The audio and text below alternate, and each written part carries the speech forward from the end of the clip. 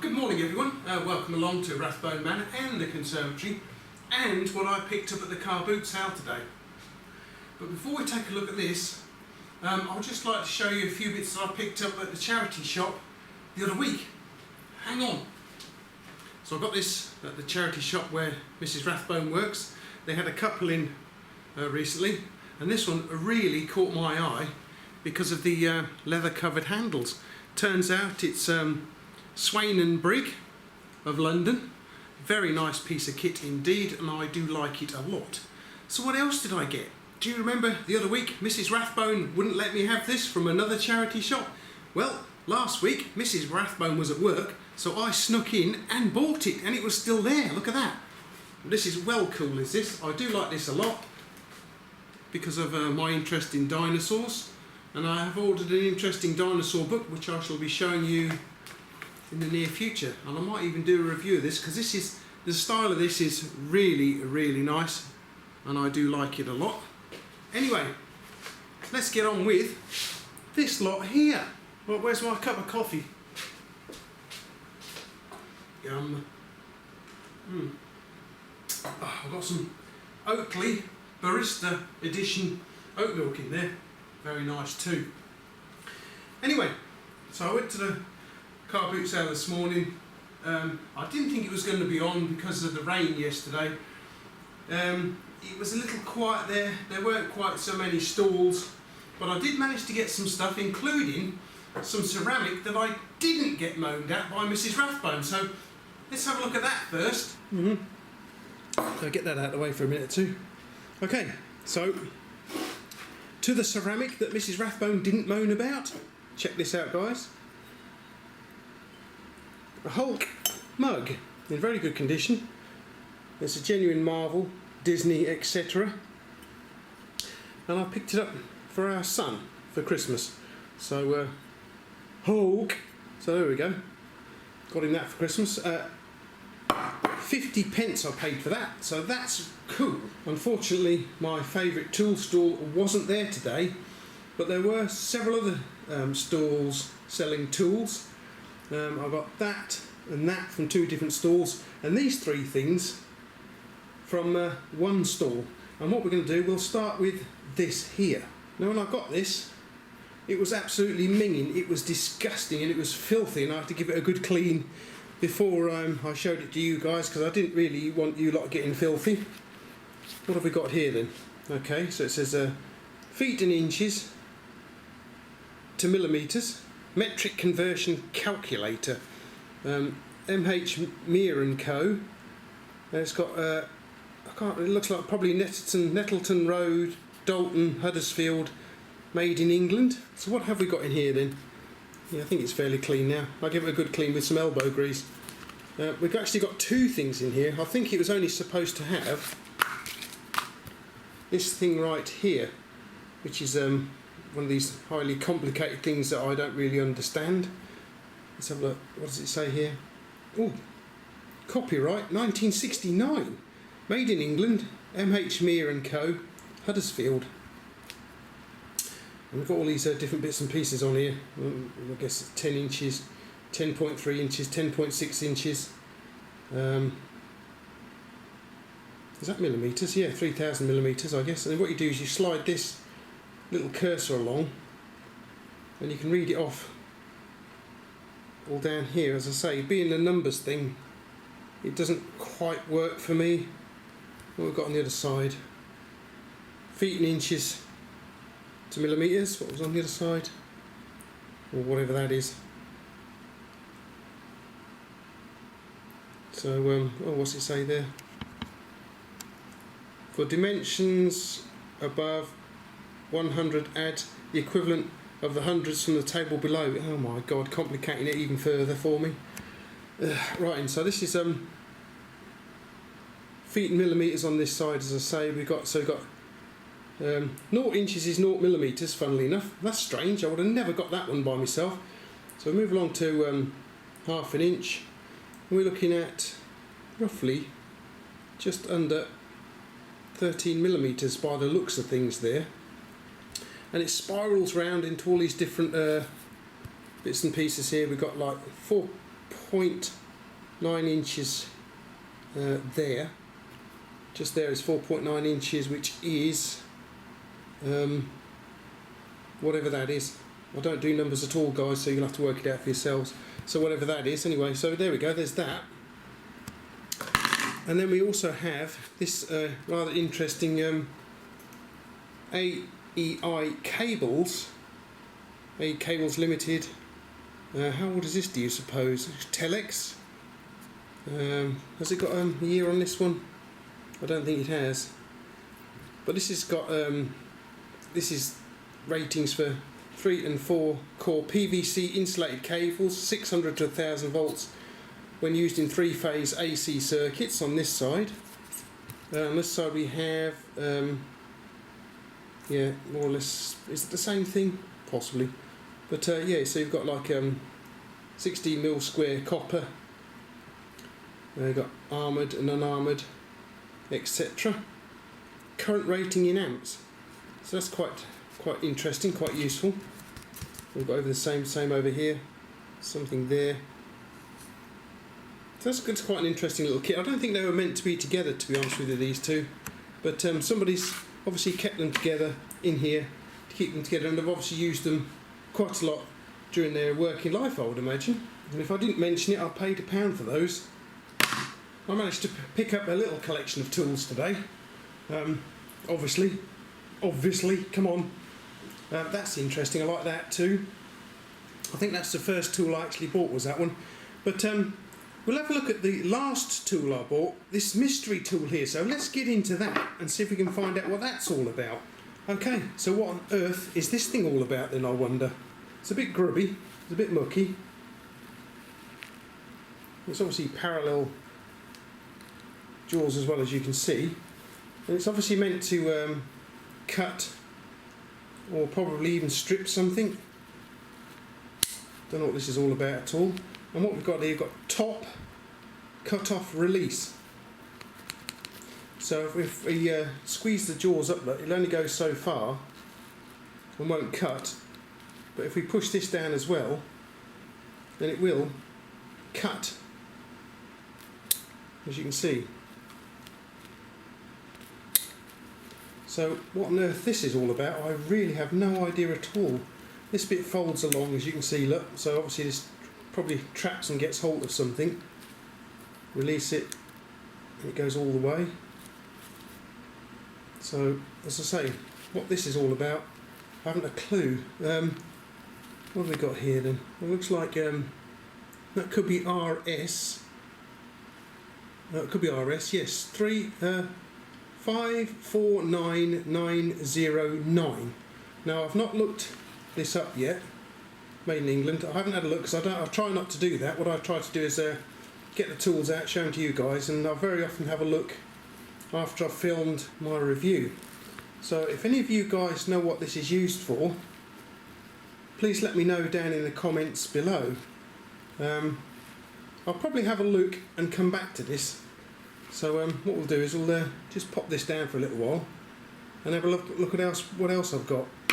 And they are 3 star buys. Yes, of course, I'm going to include footprint wrenches in my star buys. This one is quite interesting. This one, I think we'll start with this one here, guys. So this is one of those types of wrenches that I like to pick up because you can see it's in not bad shape at all. It's a genuine footprint because it's got footprint stamp there. You can just about make that out, I hope. Got footprint on the handle there. It's in very good condition. Let's take it apart. It's got its original pin too, look, which looks like it could be a little bit worn.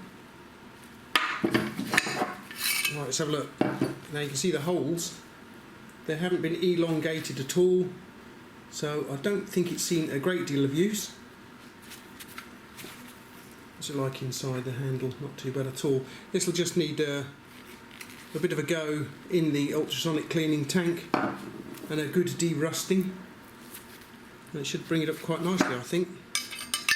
So that's that one. And how long is this one going to be then?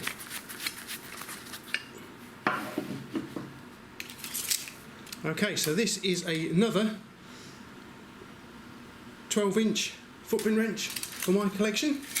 I paid £2.50 for that, and I like to find them in this condition, so you know what I'm like with footprint wrenches, don't you guys? Speaking of which, let's have a look at t'other one.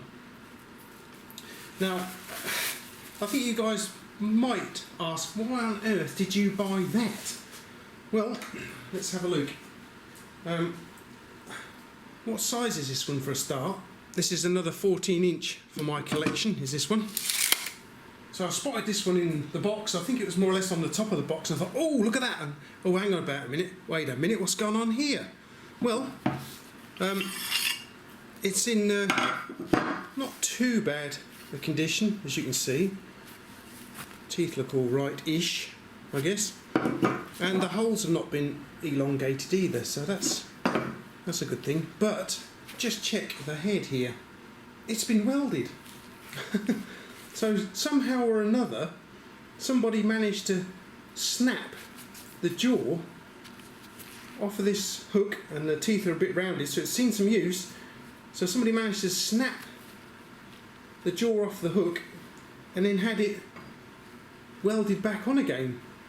So that's pretty neat. I like that. So obviously, you know, they couldn't afford to buy a new one, I would imagine. So they had it welded up, and somebody's done a pretty damn good job at this, actually. The only downside to this one is this is all you get. There's no pin, so that is why I only paid £1 for this little beauty. As I said to him, I pointed out it's been welded and there's no pin. Oh, well, you can have that for £1 then, sir. I said, do you think the pin's in the box there? Oh, yes, you can have a look for the pin, sir. And as he wandered off, he said, oh, the pin's £10. So anyway, I couldn't find the pin, unfortunately. But the thread doesn't look too bad in there, which is a good thing. So what I'll be able to do is I'll be able to make a new pivot pin for this little fellow. But I just thought it was, you know, it tells a story, doesn't it? I thought it was neat that somebody had used it so hard that the teeth are worn away a little bit now, as you can probably see. They've used it so hard they've managed to actually snap it. I mean, can you imagine the amount of effort taken to snap this fella off? Because I mean, this is quite thick. That's around 10mm or 3/8 of an inch. So you imagine the effort. But I think I know why it probably snapped. It's because because of the teeth in here. Let's take a closer look at this nice 12-inch here. Zoom in on the teeth here. Okay, so as these have been machined out, and we've got in here, you've got a very nice sharp cut in there, nice triangular pointy cut in there. We have in there what's known as a crack initiator. So that is what has happened here. It's been machined out into a nice triangle pointy bit, and that is where the crack initiator was. And obviously, you know, over the years of use or weeks of use or whatever, it started a crack which turned into just a complete break. And what is also interesting, I've just had a look, there's not much sign of it being beaten with a hammer either. So somebody must have been leaning on this, probably with a length of pipe or something to get something off, and this crack initiator in here decided to let go. Doing! I wonder how far this went when it came off. Probably somebody got injured, hurt their knuckles or whatever when it went, because they've had an awful lot of you know, effort going into this. So once that went, doing, you know, you'd have fallen off, probably fallen over and hurt themselves, probably, maybe. But I just thought, you know, it's got this nice little story here of it being welded up, and I thought, yeah, I'm going to have that for my collection, I think. Because I mean, the rest of it's okay-ish, apart from the teeth being a little worn. It's a shame I couldn't find the pivot pin, but we won't worry about that too much. I'll just have to make one up at work for it and give it a bit of a clean up. But I do like that. I like finding tools like that. You know, somebody's actually rescued it, and whoever welded that up's done a pretty damn good job. I mean, look at that. You'd hardly know it has been broken. I mean, look at that. Look at that. Somebody's done a really, really good job there.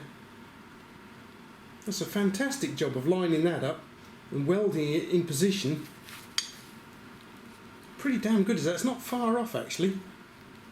So Wow, I like that.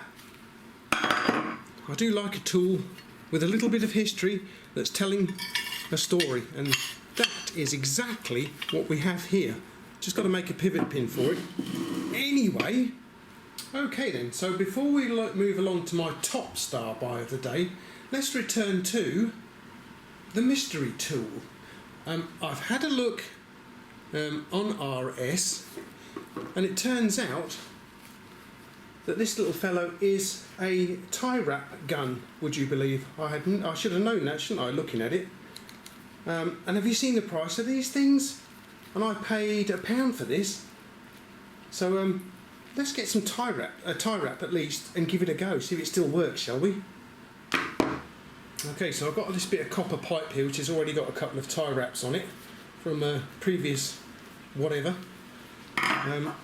Got this tie wrap here, let's wrap it around, get it started.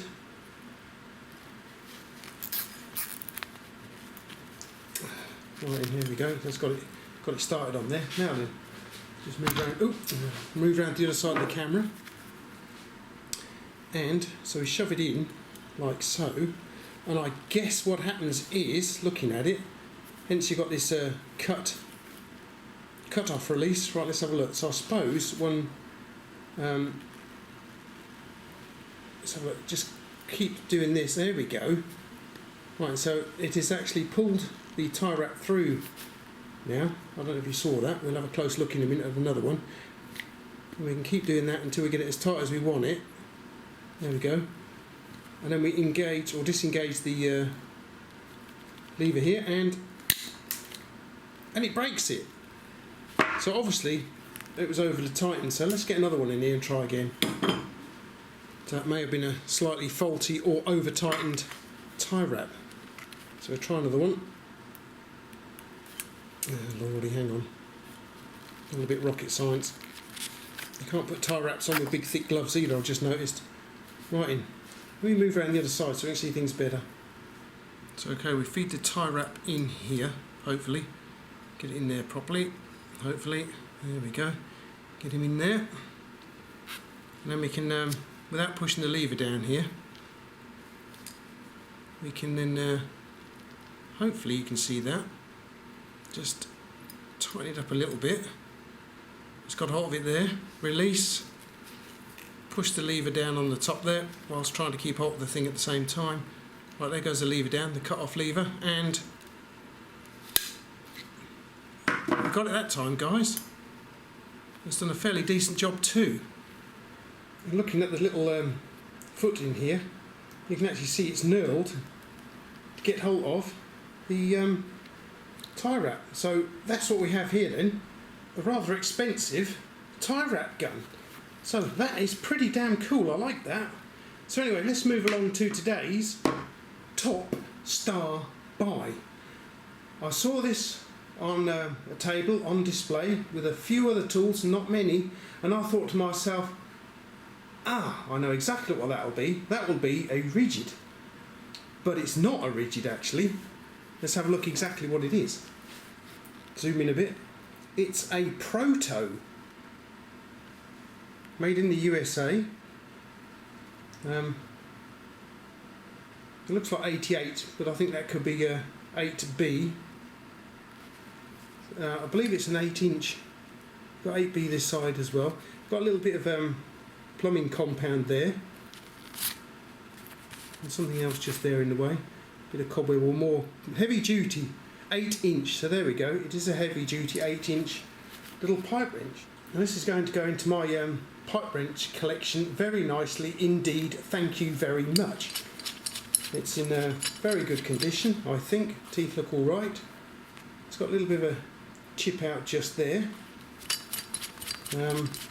It's marked in sizes just there on the dynamic jaw. Let's take it apart for a second or two. And we have, Proto on there too. Getting back together again, hopefully. Is there a spring in there? Yes, there is. Oh lordy, can I get it back in there? Yep. Right. So there we go. I've got quite a few of this style off-pipe wrench, but they're all rigid. And that'll be this lot right here. I might have some other sizes out there, but it would take me quite a while to find them amongst all the toolboxes. But this lot here, I had to search for this one. I couldn't remember what I'd done with this one, but thank you to 357 Magdad and Chuck for sending this one over. This is a right little beauty. This is little 6-inch rigid. I love that, absolutely love that. It's fantastic. So now we've got a nice little 8-inch going on in here. I know it's not exactly a rigid, but just need a bit of a clean up because it's filthy, so I'll have to do that. And I paid quite happily £3 for this little beauty. So it does need a bit of a clean up. We've got looks like Boss White in there, or some sort of compound in there. It's quite hard stuff, could be glue. Something on the back of the handle there. Doesn't look like it's been abused too much. See if we can clean it up and keep the paint in one piece. But yeah, that's a little beaut, isn't it, guys? What do you think of that? Okay then, so that's today's collection of tools. And let's not forget today's piece of ceramic here. I paid 50p for that, and Mrs. Rathbone didn't moan about it at all, so that was pretty damn good. Okay then everyone, so let me know what you think of today's collection. Let me know what you, which is your favourite of this lot here. I quite like the, was it 14-inch? I think it was a 14-inch footprint wrench here, because of the history and the story to it, that somebody actually had it welded together. It's a shame it's missing its pin. The 12-inch footprint wrench is in such good condition that I do like to pick those up whenever I see them. £2.50 paid for that. The Proto, now that is a nice bit of kit, is the Proto. And an interesting little mystery tool. I don't know why we didn't suss that out before. Come on guys, you should have told me. I shouldn't have had to look on the internet. But yeah, and of course you've got the little slide ruly type things here as well. So they're kind of interesting, but they're numbers, so I don't really understand them. Suffering from dyscalculia, which doesn't help at all. Yeah, so let me know which is your favourite. Don't forget you can join me on Instagram. If you've enjoyed what you've seen today, today's content, please feel free to subscribe to my channel. Don't forget to ring the little bell for future notifications, because I do put up videos on a regular basis. And actually, I'm beginning to develop a migraine right now as we speak. Oh crap. Ugh. Anyway, yeah, so yeah, so I think I'll have to wrap this up now. Ugh. Where did that come from? Crap. Yeah, anyway, thanks for watching, guys. Hopefully I'll be able to get this edited up and put up for you today.